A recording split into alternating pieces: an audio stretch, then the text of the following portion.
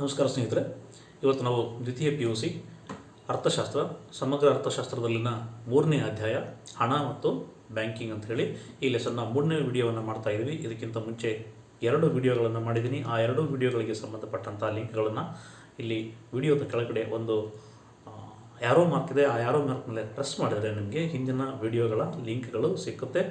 So ಬನ್ನಿ ಇವತ್ತಿನ ವಿಡಿಯೋವನ್ನು ನೋಡ್ತಾ ಹೋಗೋಣ. ಇವತ್ತಿನ ವಿಡಿಯೋದಲ್ಲಿ ನಾವು ಹಣ ಮತ್ತು ಬ್ಯಾಂಕಿಗೆ ಸಂಬಂಧಪಟ್ಟ ಹಾಗೆ ಹಣದ ಪೂರೈಕೆ ಬಗ್ಗೆ ಡಿಸ್ಕಸ್ ಮಾಡ್ತಾ ಇದ್ದೀವಿ. ಹಿಂದಿನ ವಿಡಿಯೋಗಳಲ್ಲಿ ಹಣ ಮತ್ತು ಹಣದ ಕಾರ್ಯಗಳ ಬಗ್ಗೆ ಹೇಳಿದ್ದೀನಿ. ಅದರ ನಂತರ ಹಣದ ಬೇಡಿಕೆಯ ಬಗ್ಗೆ ಹೇಳಿದ್ದೀನಿ. ಸಟ್ಟ ವ್ಯಾಪಾರದ ಬೇಡಿಕೆ ಮತ್ತು ವ್ಯವಹಾರದ ಉದ್ದೇಶಗಳಿಗೋಸ್ಕರ ಇರತಕ್ಕಂಥ ಬೇಡಿಕೆ ಮತ್ತು ದ್ರವ್ಯದ ಬೆಲೆ ಈ ಬಗ್ಗೆ ಎಲ್ಲ ಹಿಂದಿನ ವಿಡಿಯೋಗಳಲ್ಲಿ ಡಿಸ್ಕಸ್ ಮಾಡಿದ್ದೀವಿ. ಇಂದಿನ ವಿಡಿಯೋದಲ್ಲಿ ಹಣದ ಪೂರೈಕೆ ಬಗ್ಗೆ ಡಿಸ್ಕಸ್ ಮಾಡ್ತಾ ಇದ್ದೀವಿ. ಹಣದ ಪೂರೈಕೆ ಅಂತ ಹೇಳಿದ್ರೆ ಅರ್ಥವ್ಯವಸ್ಥೆಯಲ್ಲಿ ಜನರ ಹತ್ತಿರ ಇರತಕ್ಕಂಥ ನಗದು ರೂಪದ ಹಣ ಮತ್ತು ಬ್ಯಾಂಕ್ಗಳಲ್ಲಿ ಇರತಕ್ಕಂಥ ಠೇವಣಿ, ಇದನ್ನು ನಾವು ಹಣದ ಪೂರೈಕೆ ಅಂತ ಹೇಳಿ ಕರೀತಾ ಇದ್ದೀವಿ. ಬ್ಯಾಂಕ್ಗಳಲ್ಲಿರುವ ಠೇವಣಿ ಅಂತ ಹೇಳಿದ್ರೆ ಅದು RBI ಮತ್ತು ಕಮರ್ಷಿಯಲ್ ಬ್ಯಾಂಕ್ಗಳಲ್ಲಿ ಇರತಕ್ಕಂಥ ಹಣ. ಬ್ಯಾಂಕ್ಗಳಲ್ಲಿ ಒಂದು ಕೇಂದ್ರ ಬ್ಯಾಂಕ್ ಅಂತ ಇದೆ. ಕೇಂದ್ರ ಬ್ಯಾಂಕ್ ಅಂತ ಹೇಳಿದ್ರೆ ಅದು ಭಾರತದ ಹಣಕಾಸಿನ ಪ್ರಾಧಿಕಾರವಾಗಿ ಕೆಲಸ ಮಾಡ್ತಾ ಇದೆ. RBI ಭಾರತೀಯ ರಿಸರ್ವ್ ಬ್ಯಾಂಕ್ ಆಫ್ ಇಂಡಿಯಾ. ಇದು ಭಾರತೀಯ ರಿಸರ್ವ್ ಬ್ಯಾಂಕ್ ಭಾರತದ ಆರ್ಥಿಕತೆಯ ಹಣಕಾಸಿನ ಪ್ರತಿನಿಧಿಯಾಗಿ ಕೆಲಸ ಮಾಡ್ತಾ ಇದೆ. ಇದನ್ನು 1935 ಏಪ್ರಿಲ್ 1ರಂದು ಪ್ರಾರಂಭ ಮಾಡಿತ್ತು. ಆಗಿನ ನಮ್ಮ ದೇಶಕ್ಕೆ ಸ್ವಾತಂತ್ರ್ಯ ಸಿಕ್ಕಿರಲಿಲ್ಲ. ಭಾರತ ಸರ್ಕಾರದ ಕಾಯ್ದೆ 1935ರಲ್ಲಿ ಆ ಕಾಯ್ದೆಯ ಪ್ರಕಾರ ಸ್ಥಾಪನೆ ಮಾಡಿತ್ತು. ತದನಂತರ ಮುಂದೆ ಸ್ವತಂತ್ರ ಸಿಕ್ಕ ನಂತರ 1949 ಜನವರಿ 1ನೇ ತಾರೀಕು ಇದನ್ನು ನ್ಯಾಷನಲೈಸೇಷನ್ ಮಾಡಿ ಭಾರತ ಸರ್ಕಾರದ ಬ್ಯಾಂಕ್, ಕೇಂದ್ರ ಬ್ಯಾಂಕ್ ಅಂತ ಹೇಳಿ ಪರಿಗಣಿಸಿದ್ದೀವಿ. ಭಾರತದಲ್ಲಿ ಹಣಕಾಸಿನ ಪೂರೈಕೆಯ ಮುಖ್ಯ ಬ್ಯಾಂಕ್ ಭಾರತದ ರಿಸರ್ವ್ ಬ್ಯಾಂಕ್ ಆಗಿದೆ. ಇದರ ಪ್ರಮುಖ ಕಾರ್ಯಗಳೇನು ಅಂತ ಹೇಳಿದ್ರೆ ನೋಟುಗಳನ್ನು ಚಲಾವಣೆ ಮಾಡ್ತಕ್ಕಂಥದ್ದು. ಭಾರತ ದೇಶದಲ್ಲಿ ಚಲಾವಣೆಯಲ್ಲಿ ಇರತಕ್ಕಂಥ ಎಲ್ಲ ಕರೆನ್ಸಿ ನೋಟುಗಳು ಇವುಗಳನ್ನು ಮುದ್ರಿಸಿ ಚಲಾವಣೆಗೆ ತರತಕ್ಕಂಥ ಕಾರ್ಯವನ್ನು ರಿಸರ್ವ್ ಬ್ಯಾಂಕ್ ಆಫ್ ಇಂಡಿಯಾ ಮಾಡ್ತಾ ಇದೆ. ರಿಮೆಂಬರ್, ಕೇವಲ ಒಂದು ರೂಪಾಯಿಯ ನೋಟುಗಳನ್ನು ಮಾತ್ರ ಪ್ರಿಂಟ್ ಮಾಡಲ್ಲ. ಹೊರತುಪಡಿಸಿ ಉಳಿದೆಲ್ಲ ರೀತಿಯ 10 ರೂಪಾಯಿ, 20, 50, 100, 200, 500 ರೂಪಾಯಿ ಕರೆನ್ಸಿ ಮತ್ತು ಈಗ ಚಲಾವಣೆಯಲ್ಲಿರ್ತಕ್ಕಂಥ 2000 ರೂಪಾಯಿ ನೋಟುಗಳನ್ನು, 5 ರೂಪಾಯಿ ನೋಟುಗಳನ್ನ ಇದನ್ನೆಲ್ಲನೂ ರಿಸರ್ವ್ ಬ್ಯಾಂಕ್ ಆಫ್ ಇಂಡಿಯಾವೇ ಮುದ್ರಿಸಿ ಚಲಾವಣೆಗೆ ತರುತ್ತೆ. 1 ರೂಪಾಯಿಯ ಕರೆನ್ಸಿಯನ್ನು ಭಾರತ ಸರ್ಕಾರ ಚಲಾವಣೆಗೆ ತರುತ್ತೆ. ಇದರ ಜೊತೆಗೆ ನಾಣ್ಯಗಳನ್ನು ಭಾರತ ಸರ್ಕಾರ ಜಾರಿಗೊಳಿಸುತ್ತೆ. ಭಾರತ ಸರ್ಕಾರ ಟಂಕಿಸಿ ಅವುಗಳನ್ನು ಚಲಾವಣೆಗೆ ತರುತ್ತೆ. ನಾಣ್ಯಗಳನ್ನು ರಿಸರ್ವ್ ಬ್ಯಾಂಕ್ ಆಫ್ ಇಂಡಿಯಾದವರು ಟಂಕಿಸಿ ಚಲಾವಣೆಗೆ ತರಲ್ಲ, ಅದನ್ನು ಭಾರತ ಸರ್ಕಾರ ಟಂಕಿಸಿ ಚಲಾವಣೆಗೆ ತರ್ತಾ ಇದೆ. ನೆಕ್ಸ್ಟ್ 2ನೇದು ಕಾರ್ಯ ಸಾಲವನ್ನು ನಿಯಂತ್ರಣ ಮಾಡ್ತಕ್ಕಂಥದ್ದು. ನೋಡಿ, ಭಾರತೀಯ ರಿಸರ್ವ್ ಬ್ಯಾಂಕ್ ಚಲಾವಣೆಗೆ ತಂದಿರತಕ್ಕಂಥ ನಾಣ್ಯಕ್ಕೆ ಸಾಲವನ್ನು ನಿರ್ಮಾಣ ಮಾಡ್ತಕ್ಕಂಥ ಶಕ್ತಿ ಇದೆ. ಇಟ್ ಮೀನ್ಸ್ ರಿಸರ್ವ್ ಬ್ಯಾಂಕ್ಗಳು, ಕಮರ್ಷಿಯಲ್ ಬ್ಯಾಂಕ್ಗಳು ಹಣವನ್ನು ಸಾರ್ವಜನಿಕರಿಗೆ ಸಾಲದ ರೂಪದಲ್ಲಿ ಕೊಡುತ್ತೆ. ಅದರ ಒಂದು ಭಾಗವನ್ನು ಠೇವಣಿಯಾಗಿ ಇಟ್ಕೊಂಡಿರುತ್ತೆ. ಠೇವಣಿಯಾಗಿ ಇಟ್ಕೊಂಡಿರುವ ಹಣವನ್ನೇ ಮತ್ತು ಮರು ಸಾಲವನ್ನಾಗಿ ವಿತರಣೆ ಮಾಡ್ತಾರೆ. ಹೀಗೆ ಅದು ಸಾಲ ವಿತರಣೆ ಮಾಡ್ತಕ್ಕಂಥ ಶಕ್ತಿಯನ್ನು ಕರೆನ್ಸಿ ಹೊಂದಿರುತ್ತೆ. ಸೊ ವಾಣಿಜ್ಯ ಬ್ಯಾಂಕ್ಗಳು ಸಾಲವನ್ನು ನೀಡುವ ಸಂದರ್ಭದಲ್ಲಿ ಹೆಚ್ಚಿನ ಪ್ರಮಾಣದ ಸಾಲವನ್ನು ನೀಡಿದರೆ ಮಾರುಕಟ್ಟೆಯಲ್ಲಿ ಹಣದ ಪೂರೈಕೆ ಪ್ರಮಾಣ ಜಾಸ್ತಿ ಆಗುತ್ತೆ. ಹಣದ ಪೂರೈಕೆ ಜಾಸ್ತಿ ಆಯಿತು ಅಂತ ಹೇಳಿದ್ರೆ ಬೆಲೆಗಳು ಹೆಚ್ಚಾಗುತ್ತೆ, ಹಣದುಬ್ಬರ ಉಂಟಾಗುತ್ತೆ. ಸೊ ಇದನ್ನು ನಿಯಂತ್ರಣ ಮಾಡಬೇಕು ಅನ್ನೋ ಉದ್ದೇಶಕ್ಕೆ ಮಾರುಕಟ್ಟೆಯಲ್ಲಿ ಅರ್ಥವ್ಯವಸ್ಥೆಯಲ್ಲಿ ಹಣದ ಪೂರೈಕೆಯನ್ನು ನಿಯಂತ್ರಣ ಮಾಡೋದಕ್ಕೋಸ್ಕರ ರಿಸರ್ವ್ ಬ್ಯಾಂಕು ಸಾಲದ ನಿಯಂತ್ರಣಕನಾಗಿ ಕೆಲಸ ಮಾಡುತ್ತೆ. ಸಾಲವನ್ನು ನಿಯಂತ್ರಣ ಮಾಡಲಿಕ್ಕೆ 2 ವಿಧಾನಗಳಿದೆ. ಒಂದು ಪರಿಮಾಣಾತ್ಮಕ ವಿಧಾನ, ಮತ್ತೊಂದು ಗುಣಾತ್ಮಕ ವಿಧಾನ ಅಂತ ಹೇಳಿ. ಯಾವ್ಯಾವ ಸಾಧನಗಳನ್ನು ಅನುಸರಿಸುತ್ತೆ ಅನ್ನೋದನ್ನು ನೆಕ್ಸ್ಟ್ ಸ್ಲೈಡಲ್ಲಿ ನಾವು ನೋಡ್ತಾ ಹೋಗೋಣ. ಒಟ್ಟು ಸಾಲ ನಿಯಂತ್ರಣ ಮಾಡ್ತಕ್ಕಂಥ ಕೆಲಸವನ್ನು ರಿಸರ್ವ್ ಬ್ಯಾಂಕ್ ಆಫ್ ಇಂಡಿಯಾ ಮಾಡುತ್ತೆ. ಅದಕ್ಕೋಸ್ಕರ 2 ಸಾಧನಗಳನ್ನು ಬಳಸ್ತಾ ಇದೆ. ಒಂದು ಪರಿಮಾಣಾತ್ಮಕ ಸಾಧನ, ಮತ್ತೊಂದು ಗುಣಾತ್ಮಕ ಸಾಧನ ಅಂತ ಹೇಳಿ. ಮತ್ತು ಭಾರತ ರಿಸರ್ವ್ ಬ್ಯಾಂಕ್ ಸರ್ಕಾರದ ಬ್ಯಾಂಕ್ ಆಗಿ ಕೆಲಸ ಮಾಡುತ್ತೆ. ಮೀನ್ಸ್ ಭಾರತ ಸರ್ಕಾರದ ಹಣಕಾಸಿನ ವ್ಯವಹಾರಗಳನ್ನು ನಿರ್ವಹಣೆ ಮಾಡ್ತಕ್ಕಂಥ ಕೆಲಸವನ್ನು ರಿಸರ್ವ್ ಬ್ಯಾಂಕ್ ಆಫ್ ಇಂಡಿಯಾ ಮಾಡುತ್ತೆ. ಭಾರತ ಸರ್ಕಾರದ ಪರವಾಗಿ ರಿಸಿಪ್ಟ್ಸ್ ಏನಾದರೂ ಇತ್ತು ಅಂತ ಹೇಳಿದ್ರೆ ಅದನ್ನು ಸ್ವೀಕೃತಿಗಳನ್ನು ತಾನು ಸ್ವೀಕರಿಸುತ್ತೆ. ಪಾವತಿಗಳಿತ್ತು ಅಂತ ಹೇಳಿದ್ರೆ ಸರ್ಕಾರದ ಪರವಾಗಿ ರಿಸರ್ವ್ ಬ್ಯಾಂಕ್ ಆಫ್ ಇಂಡಿಯಾ ಹಣವನ್ನು ಪಾವತಿ ಮಾಡುತ್ತೆ. ಜೊತೆಗೆ ಸರ್ಕಾರಕ್ಕೆ ಹಣಕಾಸಿನ ವಿಚಾರಗಳಲ್ಲಿ ಸಲಹೆಗಾರನಾಗಿ ಕೂಡ ಕೆಲಸ ಮಾಡುತ್ತೆ. ನೆಕ್ಸ್ಟ್ ಮತ್ತೊಂದು ಕಾರ್ಯ ಅಂತ ಹೇಳಿದ್ರೆ ವಿದೇಶಿ ವಿನಿಮಯದ ಪಾಲಕ. ಮೀನ್ಸ್ ಆಮದು ಮತ್ತು ರಫ್ತುಗಳನ್ನ ಮಾಡ್ತಕ್ಕಂಥ ಸಂದರ್ಭದಲ್ಲಿ ನಾವು ಬೇರೆ ದೇಶದಿಂದ ಆಮದು ಮಾಡಿಕೊಂಡ್ವಿ ಅಂತ ಹೇಳಿದ್ರೆ ಅದಕ್ಕೆ ಮಾಡ್ತಕ್ಕಂಥ ಪಾವತಿಗಳನ್ನು, ಪೇಮೆಂಟ್ಗಳನ್ನು ಯಾವ ದೇಶದಿಂದ ಆಮದು ಮಾಡ್ಕೊಂಡಿರ್ತೀವೋ ಆ ದೇಶದ ಕರೆನ್ಸಿಯಲ್ಲಿ ಕೊಡಬೇಕಾಗುತ್ತೆ. ಸೊ ಆ ರೀತಿಯ ವಿದೇಶಿ ವಿನಿಮಯವನ್ನು ತಾನು ರಕ್ಷಕನಾಗಿ, ವಿದೇಶಿ ವಿನಿಮಯದ ಪಾಲಕನಾಗಿ ಕೂಡ ಕೆಲಸ ಮಾಡುತ್ತೆ. ಓಕೆ, ದೆನ್ ವಿದೇಶಿ ವಿನಿಮಯದ ರಕ್ಷಕನಾಗಿ ಕೆಲಸ ಮಾಡುತ್ತೆ. ವಿದೇಶಿ ವ್ಯಾಪಾರದಿಂದ ವಿದೇಶಿ ವಿನಿಮಯವನ್ನು ಸಂಗ್ರಹಣೆ ಮಾಡುತ್ತೆ. ಓಕೆ, ವಿದೇಶಿ ವ್ಯಾಪಾರಕ್ಕೆ ಬೇಕಾದ ಫಾರಿನ್ ಎಕ್ಸ್ಚೇಂಜನ್ನು ಕೂಡ ನೀಡುವಂಥ ಕೆಲಸವನ್ನು ರಿಸರ್ವ್ ಬ್ಯಾಂಕ್ ಆಫ್ ಇಂಡಿಯಾ ಮಾಡುತ್ತೆ. ಜೊತೆಗೆ ಹಣದ ಮಾರುಕಟ್ಟೆಯ ನೇತಾರ. ಮೀನ್ಸ್ ಸರ್ಕಾರ ಬಿಡುಗಡೆ ಮಾಡಿರ್ತಕ್ಕಂಥ ಬಾಂಡ್ಗಳನ್ನು ಮಾರಾಟ ಮಾಡ್ತಕ್ಕಂಥದ್ದು ಮತ್ತು ಖರೀದಿ ಮಾಡ್ತಕ್ಕಂಥ ಕೆಲಸವನ್ನು ಮಾಡುತ್ತೆ. ಸೊ ಇದಕ್ಕೋಸ್ಕರ ನಾವು ಓಪನ್ ಮಾರ್ಕೆಟ್ ಆಪರೇಷನ್ಸ್ ಅಂತ ಹೇಳಿ ಕರಿತೀವಿ. ಅದು ಏನೇನು ಮಾಡುತ್ತೆ ಅನ್ನೋದನ್ನು ಮತ್ತೆ ಮುಂದೆ ವಿವರಣವಾಗಿ ಚರ್ಚೆ ಮಾಡೋಣ. ಮತ್ತೊಂದು ಅಂತಿಮ ಋಣದಾತನಾಗಿ ಕೆಲಸ ಮಾಡುತ್ತೆ. ಅಂತಿಮ ಋಣದಾತ ಅಂತ ಹೇಳಿದ್ರೆ, ಈಗ ಯಾವುದೋ ಒಂದು ಕಮರ್ಷಿಯಲ್ ಬ್ಯಾಂಕ್ ಇದೆ, ಕಮರ್ಷಿಯಲ್ ಬ್ಯಾಂಕ್ ಆರ್ಥಿಕವಾಗಿ ನಷ್ಟವನ್ನು ಅನುಭವಿಸಿದೆ, ಆರ್ಥಿಕವಾಗಿ ತೊಂದರೆಗೆ ಸಿಲುಕಾಕಿಕೊಂಡಿದೆ, ಆರ್ಥಿಕ ಮುಗ್ಗಟ್ಟನ್ನು ಎದುರಿಸ್ತಾ ಇದೆ. ಮಾರುಕಟ್ಟೆಯಲ್ಲಿ ಬೇರೆ ಯಾವ ವಿಧಾನದಲ್ಲೂ ಕೂಡ ವಾಣಿಜ್ಯ ಬ್ಯಾಂಕಿಗೆ ಸಾಲ ಸಿಗ್ತಾ ಇಲ್ಲ ಅಂತ ಹೇಳಿದರೆ, ಸಾಲ ಸಿಗದೇ ಇರತಕ್ಕಂಥ ಸಂದರ್ಭದಲ್ಲಿ ವಾಣಿಜ್ಯ ಬ್ಯಾಂಕ್ಗಳು ಸಾಲವನ್ನು ಪಡೀಲಿಕ್ಕೆ ಕೇಂದ್ರ ಬ್ಯಾಂಕು, ರಿಸರ್ವ್ ಬ್ಯಾಂಕ್ ಆಫ್ ಇಂಡಿಯಾದ ಕದವನ್ನು ತಟ್ಟಬಹುದು. ಆಗ ಖಂಡಿತವಾಗಿಯೂ ಕೂಡ ವಾಣಿಜ್ಯ ಬ್ಯಾಂಕ್ಗಳಿಗೆ ಅಂತಿಮವಾಗಿ ಸಾಲ ನೀಡತಕ್ಕಂಥ ಕೆಲಸವನ್ನು ಕೇಂದ್ರ ಬ್ಯಾಂಕ್ ಮಾಡುತ್ತೆ. ಹಾಗೆ ಹಣಕಾಸಿನ ಮುಗ್ಗಟ್ಟನ್ನು ಎದುರಿಸಿರ್ತಕ್ಕಂಥ ವಾಣಿಜ್ಯ ಬ್ಯಾಂಕ್ಗಳಲ್ಲಿ ಜನ ವಿಶ್ವಾಸ ಇಟ್ಟು ಠೇವಣಿ ಮಾಡಿರ್ತಾರೆ. ವಾಣಿಜ್ಯ ಬ್ಯಾಂಕ್ ನಷ್ಟ ಉಂಟಾಯಿತು ಅಂತ ಹೇಳಿದ್ರೆ ಠೇವಣಿದಾರರಿಗೆ, ಯಾರು ಹಣವನ್ನು ಡೆಪಾಸಿಟ್ ಮಾಡಿರ್ತಾರೆ ಅಂಥವ್ರಿಗೆ ಲಾಸ್ ಆಗುತ್ತೆ. ಅಂಥ ಸಂದರ್ಭದಲ್ಲಿ ವಾಣಿಜ್ಯ ಬ್ಯಾಂಕಿನಲ್ಲಿ ನಷ್ಟವನ್ನು ಅನುಭವಿಸ್ತಾ ಇರುವಂತಹ ಬ್ಯಾಂಕಿನಲ್ಲಿ ಇರ್ತಕ್ಕಂಥ ಖಾತೆದಾರರಿಗೆ, ಠೇವಣಿದಾರರಿಗೆ ಠೇವಣಿ ಹಣವನ್ನು ಮರುಪಾವತಿ ಮಾಡ್ತಕ್ಕಂಥ ಖಾತ್ರಿಯನ್ನು ಕೂಡ ರಿಸರ್ವ್ ಬ್ಯಾಂಕ್ ಆಫ್ ಇಂಡಿಯಾ ಮಾಡುತ್ತೆ. ಓಕೆ, ಸೊ ಇಷ್ಟು ಕಾರ್ಯಗಳನ್ನು ನಾವು ಪ್ರೈಮರಿ ಫಂಕ್ಷನ್ಸ್ ಅಂತ ಹೇಳಿ ಒಂದು 4 ಅಂಕದ ಪ್ರಶ್ನೆಗಳನ್ನು ಕೇಳಿದರೆ ಇಷ್ಟು ವಿವರವನ್ನು ಬರೆದ್ರೆ ಸಾಕಾಗುತ್ತೆ. ನೆಕ್ಸ್ಟ್, ಅಧಿಕ ಶಕ್ತಿಯ ಹಣ ಅಂತ ಹೈ ಪವರ್ಡ್ ಮನಿ ಅಂತ ಹೇಳಿ ಕರಿತೀವಿ. ಹೈ ಪವರ್ಡ್ ಮನಿ ಅಂತ ಹೇಳಿದ್ರೆ ರಿಸರ್ವ್ ಬ್ಯಾಂಕ್ ಆಫ್ ಇಂಡಿಯಾ ಏನು ಚಲಾವಣೆಗೆ ತಂದಿರುತ್ತಲ್ಲ ಕರೆನ್ಸಿಗಳು, ಈ ಕರೆನ್ಸಿಗಳು ಮತ್ತು ಭಾರತ ಸರ್ಕಾರ ಚಲಾವಣೆಗೆ ತಂದಿರತಕ್ಕಂಥ ನೋಟು ಮತ್ತು ನಾಣ್ಯಗಳಿಗೆ ನಾವು ಅಧಿಕ ಶಕ್ತಿಯ ಹಣ ಅಂತ ಹೇಳಿ ಕರಿತೀವಿ. ಈ ಹಣಕ್ಕೆ ಸಾಲವನ್ನು ನಿರ್ಮಾಣ ಮಾಡತಕ್ಕಂಥ ಶಕ್ತಿ ಇರುತ್ತೆ, ಇದಕ್ಕೆ ಶಾಸನಬದ್ಧವಾಗಿರತಕ್ಕಂಥ ಮಾನ್ಯತೆ ಇರುತ್ತೆ. ಸೊ ಅದಕ್ಕೋಸ್ಕರ ನಾವು ಇದನ್ನು ಅಧಿಕ ಶಕ್ತಿಯ ಹಣ ಅಂತ ಹೇಳಿ ಕರೀತಾ ಇದ್ದೀವಿ, ಶಾಸನಬದ್ಧ ಹಣ ಅಂತ ಕೂಡ ಕರೀತಾ ಇದ್ದೀವಿ. ಸೊ ಮಾರುಕಟ್ಟೆಯಲ್ಲಿ ಹಣದ ಪೂರೈಕೆಯನ್ನು ಮತ್ತು ಸಾಲವನ್ನು ನಿಯಂತ್ರಣ ಮಾಡತಕ್ಕಂಥ ಕೆಲಸವನ್ನು ಕೇಂದ್ರ ಬ್ಯಾಂಕ್ ಮಾಡುತ್ತೆ ಅಂತ ಹೇಳಿ ಆಗಲೇ ನಾವು ಕೇಂದ್ರ ಬ್ಯಾಂಕಿನ ಕಾರ್ಯಗಳಲ್ಲಿ ನೋಡಿದ್ವಿ. ಈ ಹಣದ ಪೂರೈಕೆಯನ್ನು ಯಾಕೆ ಮಾಡಬೇಕು? ಇನ್ ಕೇಸ್ ಮಾರುಕಟ್ಟೆಯಲ್ಲಿ ಹಣದುಬ್ಬರದ ಸನ್ನಿವೇಶ ಉಂಟಾದರೆ, ಓಕೆ, ಹಣದುಬ್ಬರ ಇನ್ಫ್ಲೇಷನ್ ಆಗಿದೆಯಪ್ಪ, ಇನ್ಫ್ಲೇಷನ್ ಆಯಿತು ಅಂತ ಹೇಳಿದ್ರೆ ಮಾರುಕಟ್ಟೆಯಲ್ಲಿ ಚಲಾವಣೆಯಲ್ಲಿರ್ತಕ್ಕಂಥ ಹಣದ ಪ್ರಮಾಣ ಹೆಚ್ಚಾಗಿದೆ. ಅಂಥ ಸಂದರ್ಭದಲ್ಲಿ ಬೆಲೆ ಏರಿಕೆಯನ್ನು ತಡೆಗಟ್ಟಬೇಕು, ಜನಸಾಮಾನ್ಯರಿಗೆ ಬೆಲೆ ಏರಿಕೆಯ ಬಿಸಿಯನ್ನು ತಡೆಗಟ್ಟಬೇಕು ಅನ್ನೋ ಉದ್ದೇಶಕ್ಕೆ ರಿಸರ್ವ್ ಬ್ಯಾಂಕ್ ಆಫ್ ಇಂಡಿಯಾ ಏನು ಮಾಡುತ್ತೆ ಅಂತ ಹೇಳಿದ್ರೆ ಮಾರುಕಟ್ಟೆಯಲ್ಲಿರುವ ಹಣದ ಪೂರೈಕೆಯನ್ನು ನಿಯಂತ್ರಣ ಮಾಡುತ್ತೆ. ಹಣದ ಪೂರೈಕೆಯನ್ನು ನಿಯಂತ್ರಣ ಮಾಡೋದು ಅಂತ ಹೇಳಿದ್ರೆ ವಾಣಿಜ್ಯ ಬ್ಯಾಂಕುಗಳು ಜನರಿಗೆ ಕೊಡ್ತಕ್ಕಂಥ ಸಾಲವನ್ನು ನಿಯಂತ್ರಣ ಮಾಡೋದು ಅಂತ ಅರ್ಥ.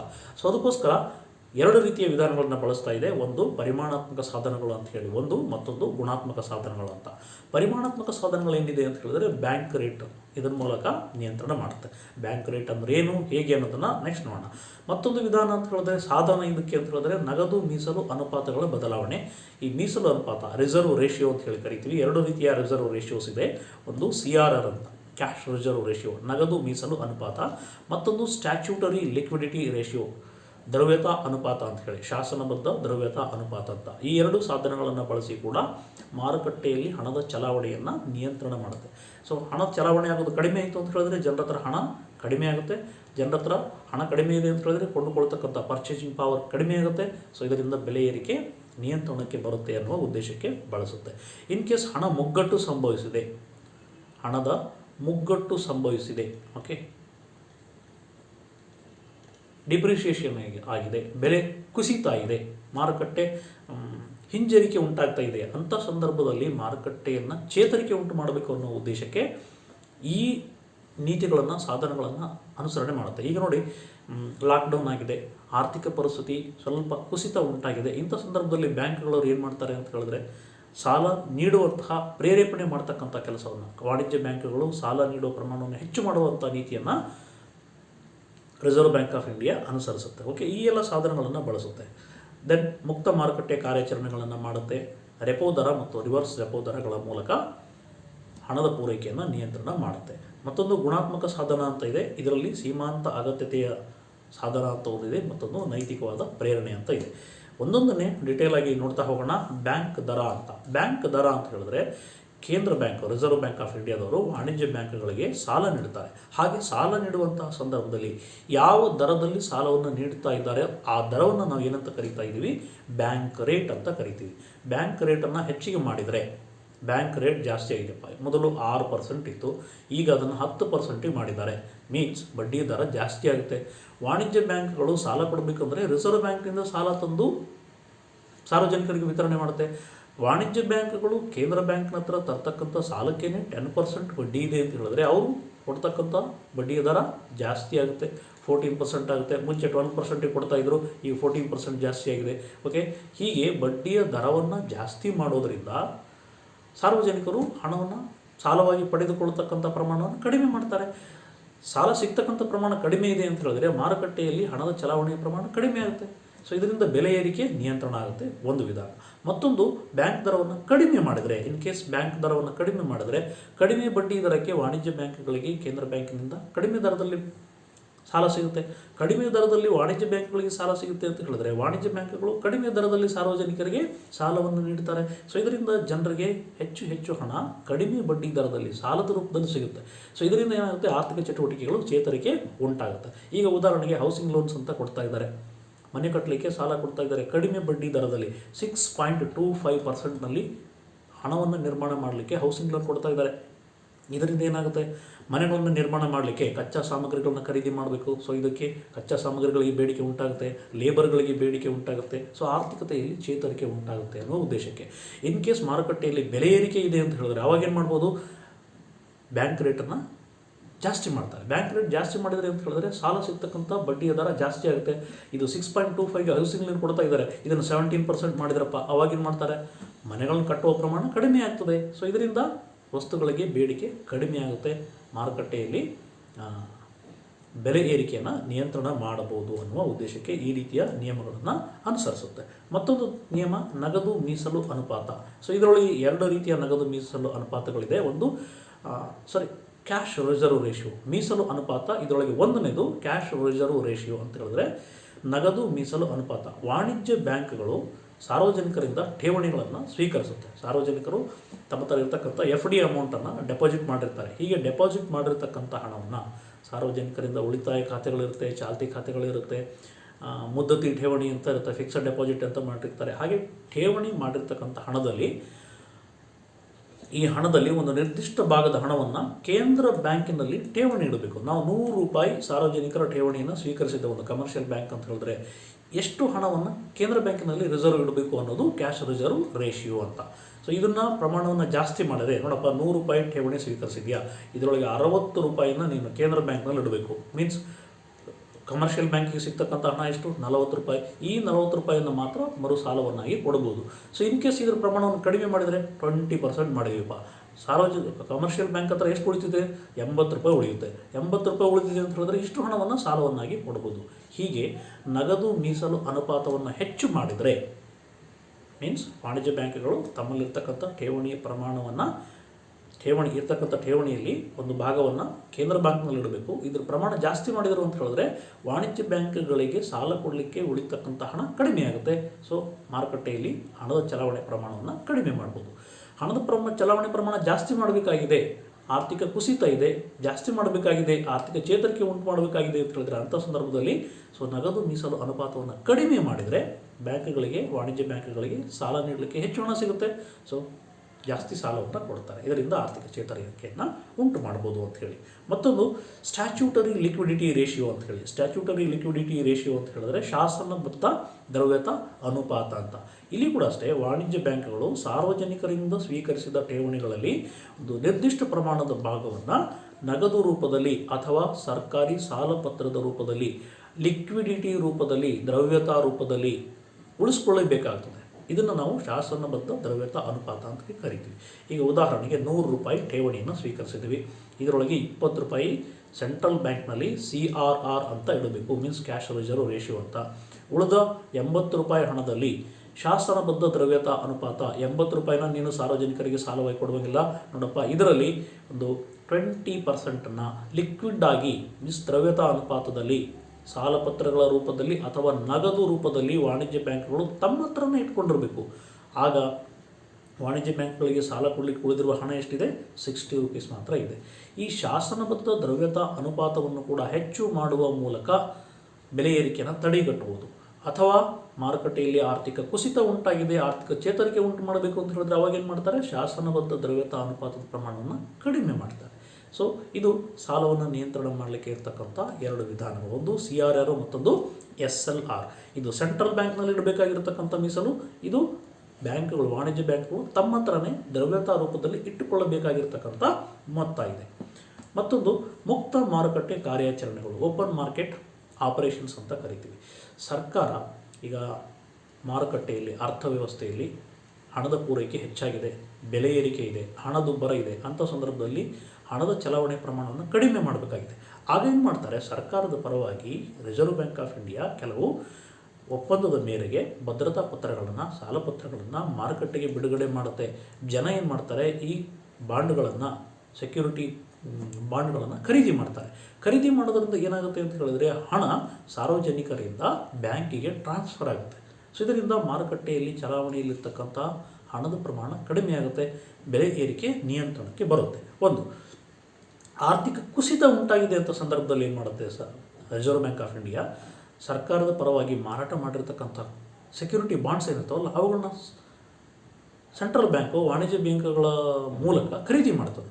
ಸೊ ಸಾಲ ಪತ್ರಗಳನ್ನು ಸಾರ್ವಜನಿಕರಿಂದ ಖರೀದಿ ಮಾಡಿದರು ಅಂತ ಹೇಳಿದ್ರೆ ಆಗ ಹಣ ಸಾರ್ವಜನಿಕರಿಗೆ ವಿತರಣೆಯಾಗುತ್ತೆ, ಮಾರುಕಟ್ಟೆಯಲ್ಲಿ ಚಲಾವಣೆಯಾಗ್ತಕ್ಕಂಥ ಹಣದ ಪ್ರಮಾಣ ಜಾಸ್ತಿ ಆಗುತ್ತೆ. ಸೊ ಹೀಗೆ ಮುಕ್ತ ಮಾರುಕಟ್ಟೆ ಕಾರ್ಯಾಚರಣೆಗಳ ಮೂಲಕ ಕೂಡ ಮಾರುಕಟ್ಟೆಯಲ್ಲಿ ಸಾಲದ ಹಣವನ್ನು ಅಥವಾ ಹಣದ ಪೂರೈಕೆಯನ್ನು ರಿಸರ್ವ್ ಬ್ಯಾಂಕ್ ಆಫ್ ಇಂಡಿಯಾ ನಿಯಂತ್ರಣ ಮಾಡುತ್ತೆ. ಮತ್ತೊಂದು ರೆಪೋ ದರ ಅಂತ ಹೇಳಿ. ರೆಪೋ ದರ ಅಂತ ಹೇಳಿದ್ರೆ ಈಗ ನೋಡಿ, ಕೇಂದ್ರ ಬ್ಯಾಂಕು ಹಣದ ಮಾರುಕಟ್ಟೆಯಲ್ಲಿ ಒಂದು ನಿರ್ದಿಷ್ಟವಾಗಿರ್ತಕ್ಕಂಥ ದಿನ ಮತ್ತು ಒಂದು ನಿರ್ದಿಷ್ಟವಾಗಿರ್ತಕ್ಕಂಥ ಬೆಲೆಗೆ ಮರು ಮಾರಾಟ ಮಾಡಬಹುದು ಎನ್ನುವಂತಹ ಒಂದು ಒಪ್ಪಂದದ ಮೇರೆಗೆ ಭದ್ರತಾ ಪತ್ರಗಳನ್ನು ಖರೀದಿ ಮಾಡ್ತದೆ.